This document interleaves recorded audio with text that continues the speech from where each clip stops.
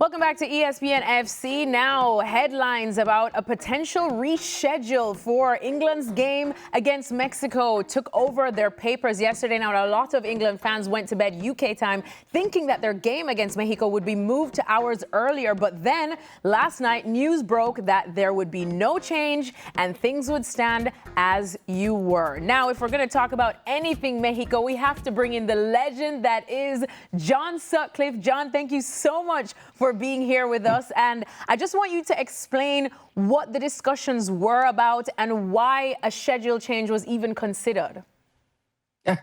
Buenos dias. It's been some interesting Mexico City news, Mexican national team news.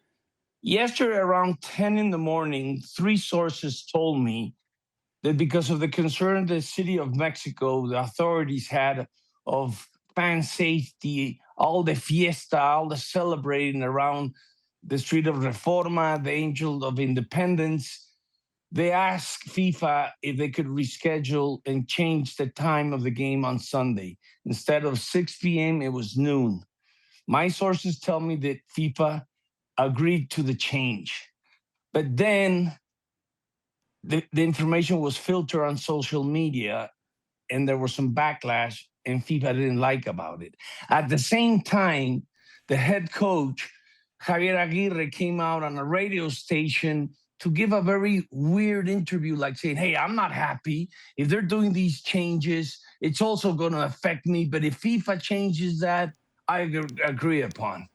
I can tell you that any coach who's ever played a game in Estadio Azteca would love to have the rival played at noon, the altitude, the smog. So then it was agreed upon that FIFA said, I'll change, I'll reschedule, but they didn't like the backlash. So they never came out and said anything because FIFA didn't like what happened, and the game stays at 6 p.m. So that's a reality that they're never going to say publicly that FIFA agreed upon with Estadio Azteca and the Mexican authorities to change the game. At the end of the game, then there are also some other things. If you put the game at noon, that's 7 p.m. in UK time, prime time, so the BBC could probably sell more ads 3 times more. So there were a lot of different aspects of changing this game, but at the end of the day, nothing happened. The game's going to play it at 6 p.m. locally. The England team is happy about it because it would have been a huge difference. I can tell you, when Roger Federer came to Mexico to play tennis or Tiger Woods came to play golf, at noon, the smog, the altitude, it affects. So I think if you're talking about on the pitch of fairness, it's good the game stayed at 6 p.m. because it would have been a huge advantage to the Mexican team, even though the excuse was, let's change it because of fan security.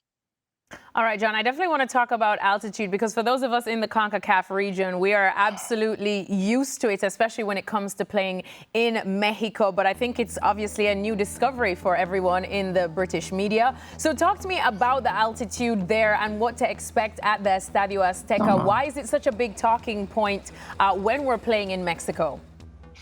What happens, I've lived all my life in Mexico City, and I'm used to the altitudes. But 7,000 feet, I can tell you that about 25% of your breathing is affected, especially in the middle of the day. I saw it with Ecuador in the second half. Anybody who plays in Estadio Azteca can feel the altitude. Any athlete that comes to perform in Mexico City. So it is an advantage. It's not a coincidence that the last time Mexico won a win or go home game in the World Cup was 40 years ago. Where was it? At Estadio Azteca.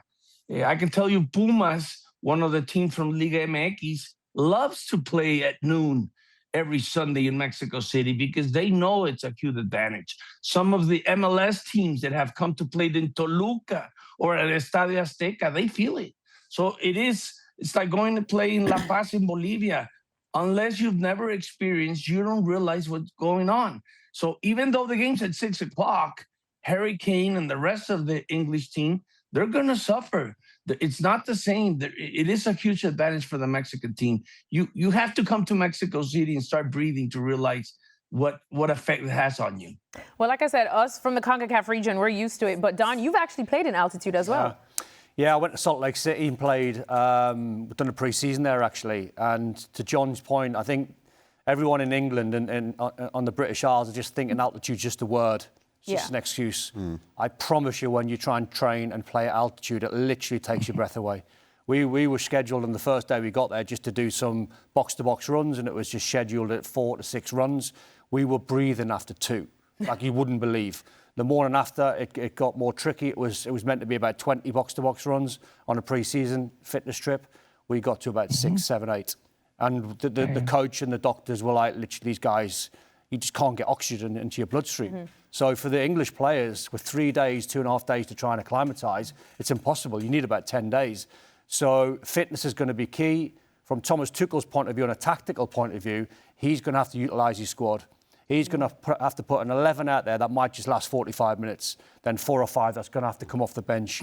Because that first 11, I promise you, cannot play 90 minutes at altitude.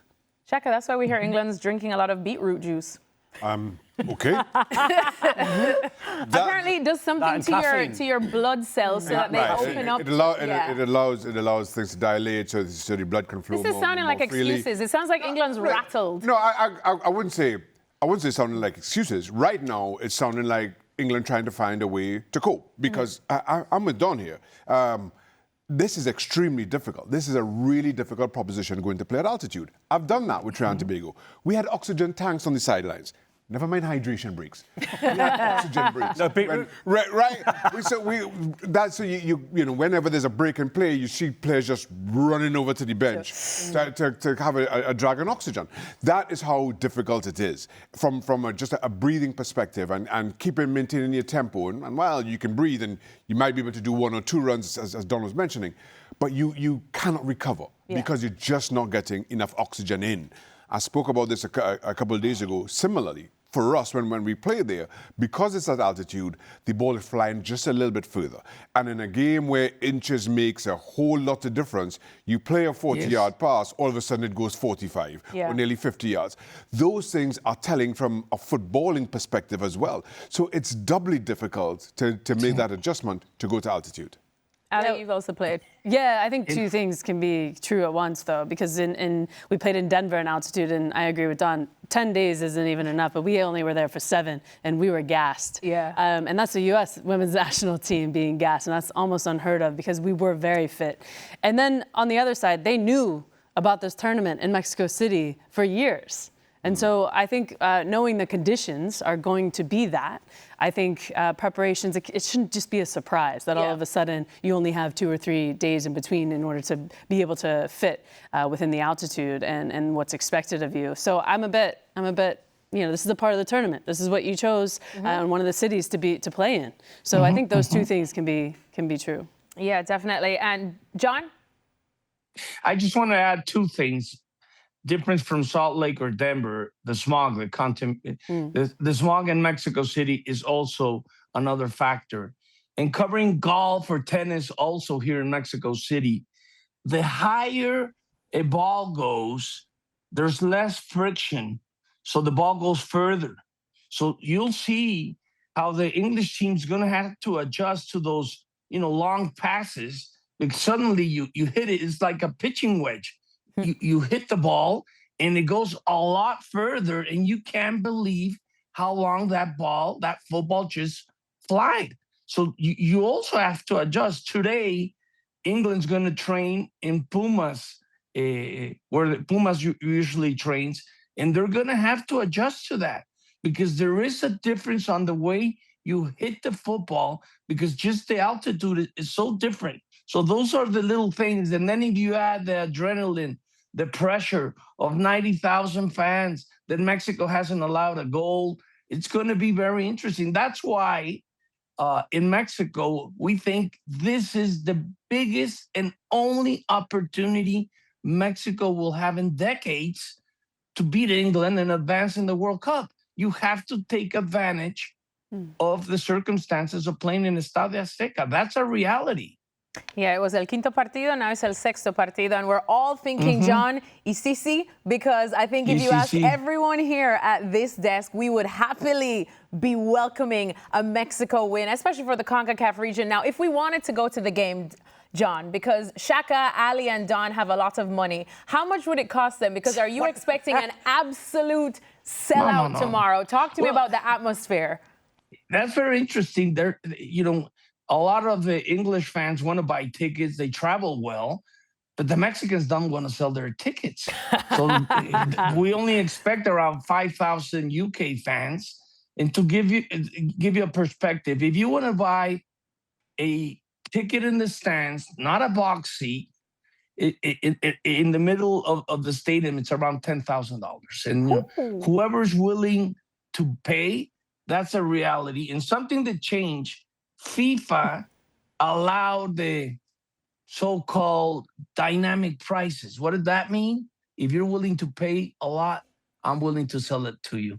So yes, and the premier seat, a 15-seat box seat for tomorrow's game, could go up to $1 million. Whoa! Because imagine a FIFA sponsor who's going to bring their best 10 clients from UK to the game. That company is willing to pay whatever it takes for their clients to be happy. So yes, a prime box in Estadio Azteca has been selling, not just for tomorrow, for $1 million.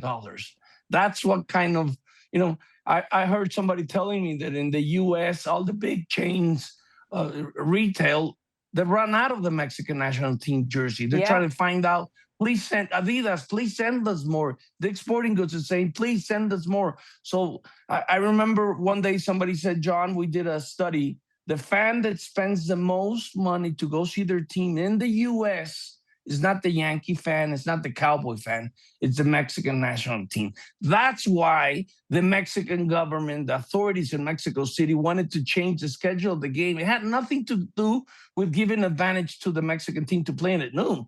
They're really worried what's going to happen in the middle of the night if Mexico advances against England. How are they going to control 2 million fans in Reforma, in the Angels of Independence? That's why they were trying to change the game. FIFA agreed on it. Then you know how our world runs in Latin America and Mexico. Sources tell me they're changing the game, and FIFA didn't like that. FIFA wanted to announce it, so they said no. The game stays at 6. So we'll have a big fiesta at 6 o'clock, at 6 de la tarde. México contra Inglaterra, England against Mexico. Shaq. Eso. I've not got $1 million, Shaq. We love a fiesta mexicana. For $1 I'll million? sit right on my couch. These guys are millionaires, so I'm going to see if I can coax them to getting us a box for this game. John Sutcliffe, muchísimas gracias. Thank you so much.